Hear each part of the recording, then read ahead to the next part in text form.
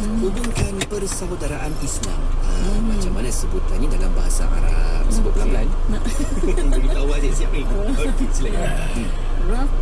Rab al-ukhuwah al-ukhuwah al-islamiyah. al-islamiyah. Okey. Rab al-ukhuwah al-islamiyah. Itulah dia kataannya yang boleh sama-sama kita selitkan mesejnya dalam masyarakat kita kan Mona.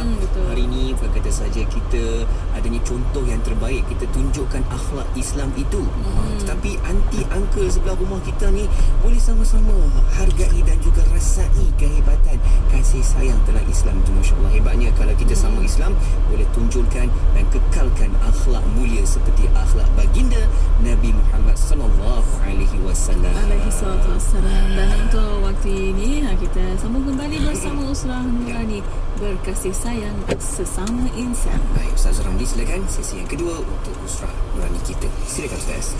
Baik, DJ Syafiq, macam biasalah Ustaz. macam mana DJ Ya. macam biasa tu. Jadi kita minta buka tirai Itu bahagian kedua. sebab masalahnya pada yang akan dengar ni hati. Betul.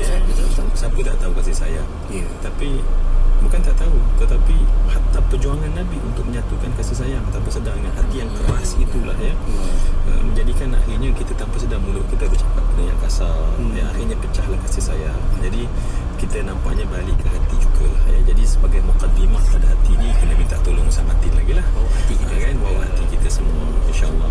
Silakan. Marilah kita jalinkan kasih sayang sesama kita.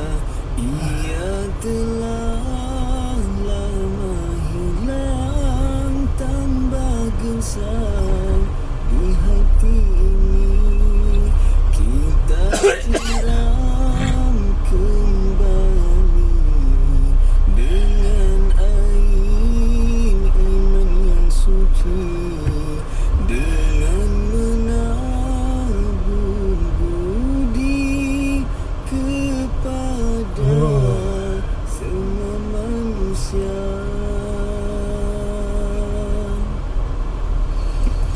Allahu Akbar baik, Masya Allah. Satu pernyataan yang saya kira kalau kita hayati dan pejamkan mata dan kita dengar tentang bahawa kasih sayang yang telah lama hilang. Benar kalau di zaman Nabi seorang sahabat tidak akan memandang wajah sahabatnya, melainkan dalam hatinya merumpun rasa kasih sayang yang penuh.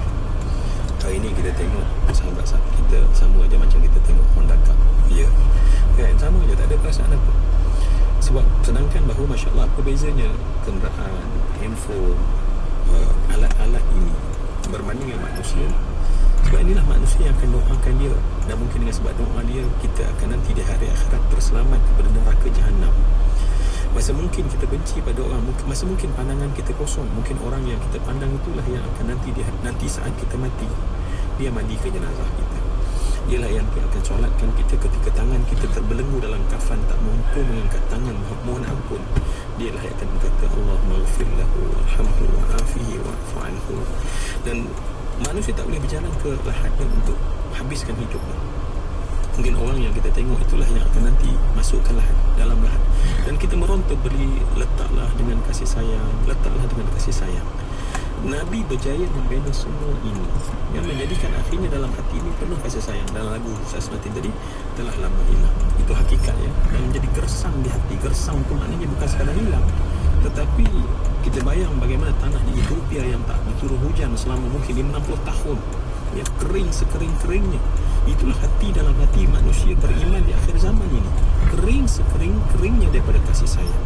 Sebab itu tak tumbuh di sana perkataan yang baik, akhlak yang baik Kemudian dan solusi yang diberikan tadi, dan saya harap pastinya Ustaz Amir akan bawa hati-hati kita ini bagaimana iman yang suci itu dapat menyuburkan kembali kan. Dan kemudian satu yang kedua adalah hidup untuk memberi manfaat, memberi budi tadi kan. Bagaimana kita mula membuat mind setting, aku hidup dalam kesempatan masa yang diberi oleh Allah Subhanahu Wa Taala. Kankah kita biasa dengar tentang manusia yang datang seorang lelaki, kata Ibnu Umar kepada Nabi dan bertanya kepada Nabi, ayul a'mal ahabbu ila Allah, wahai Nabi, apakah amal yang paling disayangi oleh Allah? Macam-macam amal kita nak buat di atas muka bumi, tetapi amal yang kita nak buat pasti yang paling disayangi oleh Allah. Nabi menyebutkan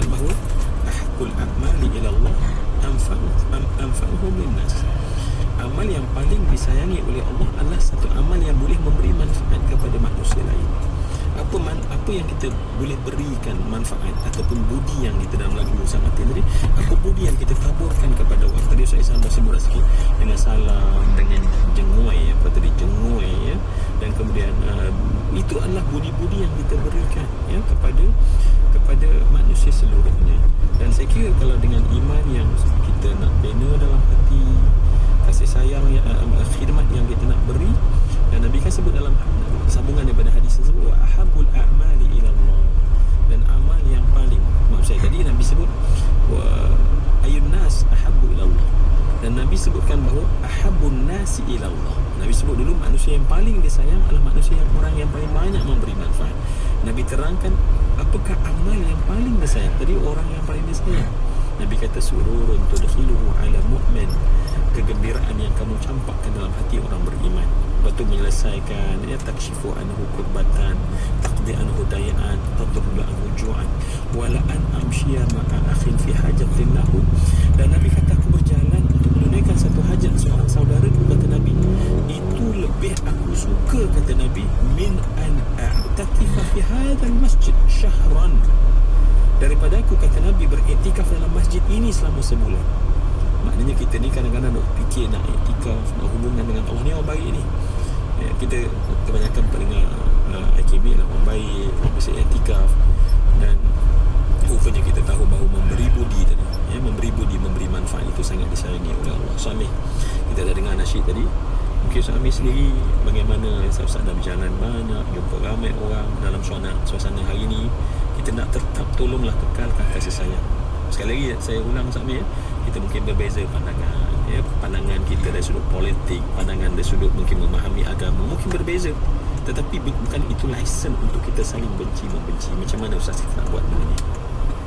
Masya Allah, tabarakallah. Terima kasih Ustaz Zuramli. Ustaz Matin tadi menyebut bagaimana nak rasa kasih ada sayang. Dia nak sama macam buah, kalau tak ada harum, tak adalah manis. Masya Allah, tadi dah DJ Syafiq dah provoke sangat buah harum manis ni. Pagi-pagi pergi ke ladang, petik sekuntum si bunga Cina. Bagaimana hati tak hendak sayang, baumu harum, manislah pula. Subhanallah. Jadi bila mana Ustaz Zuramli ajak kepada kita melihat bagaimana dalam nak merungkai perbezaan pendapat, di sana sini ada tak kena, itu dah ini bermasalah, saya nak ubah sikit. Bagaimana pantun yang seringkali kita duk sebut, nampak ianya sangat sekali kontra.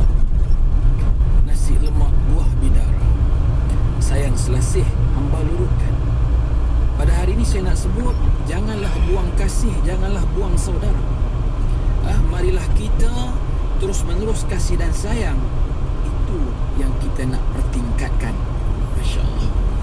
Jadi tuan-tuan dan puan-puan yang dirahmati Allah SWT sekalian, bagaimana Ustaz Zul tadi mengajak kepada kita untuk melihat sampai ke tahap berhubung kasih sayang daripada peringkat bawahan, pertengahan dan atasan. Kita kena ingat pada hari ini, kita jangan anggap kita duduk dalam keseorangan itu suatu kenikmatan, tapi itu sebenarnya dalam keazaban. Saya ni satu orang yang tak rasa kasih sayang, tuan-tuan dan puan, daripada seorang ayah, sebab ayah dah meninggal dunia waktu kita masih kecil lagi. Jadi lebih dahsyat Nabi Muhammad sallallahu alaihi wasallam tak pernah tengok muka ayah dia pun. Jadi dapat duduk dengan mak sampailah usianya 72 tahun, dan baru seminggu meninggal dunia. Waktu tu Radio Hakim dah jemput, undang, cerita dah 3-4 tahun yang lalu dah ni. Masya Allah. Tapi Nabi Muhammad SAW dapat hidup dengan mak ni hampir dekat 2 tahun, berpindah tangan dengan datuk sampai usia 6 tahun. Bagaimana Nabi Muhammad SAW ni Ustaz? Masya Allah, satu orang yang kalau kita kata secara logik akalnya, dia yang membawa kasih sayang bersifat sejagat. Pada hari ini kita sampai melihat laqad kana lakum fi Rasulillahi uswatun hasanah. Kamu ni kalau nak tengok contoh suri tauladan, sesungguhnya ada pada diri Nabi Muhammad sallallahu alaihi wasallam. Ya Allah, dia mengajar bagaimana hidup kasih sayang sama kawan-kawan. Bagaimana dia duduk dengan budak-budak kanak-kanak merasa dunia kanak-kanak. Kan, bila duduk di kalangan orang dewasa, orang rasa dia bersama-sama duduk di kalangan orang-orang dewasa. Masya Allah, keadaan itu kita nak bawa pada hari ini dalam dunia yang sebagaimana suka Ustaz Ramli tadi mengajak kepada kita, tuan-tuan dan puan. Kita sebarkan dan luaskan hubungan kasih sayang sampai ke tahap tadi, kalau ada yang sakit lama dah tak nampak, kita pergi tengok, cari dan ziarah mereka. Ya Allah, dahsyat tu Syafiq, nak buat macam tu bukan senang. Pada zaman satu ketika dahulu, hubungan kita ni jauh dalam bentuk tali perhubungan. Pada hari ni alat tali komunikasi pun dah berubah. Daripada telefon wire yang kena satu ketika dahulu berlari nak mendapatkannya, pada hari ni dah ada dekat tangan.